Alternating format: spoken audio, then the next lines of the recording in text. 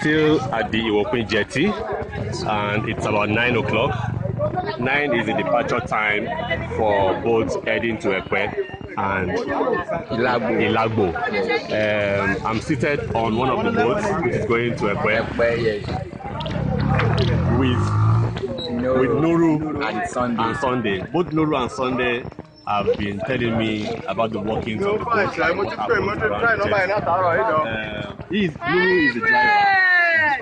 He's the owner, and he pilots the boat. And we're going to Ekpe. If you tell me about the experience.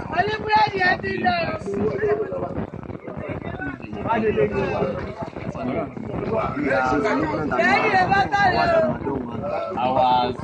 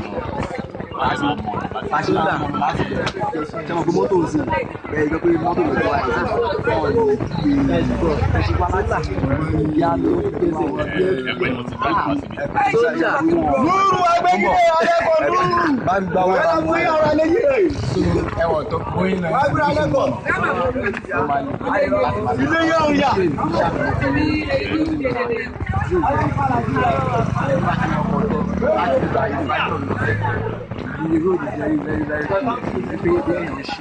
Not like land road. Àwọn ìpínlẹ̀ ẹ̀dẹ́kọ̀ọ́ ló lé ní àwọn àgbẹ̀rẹ̀ àpò.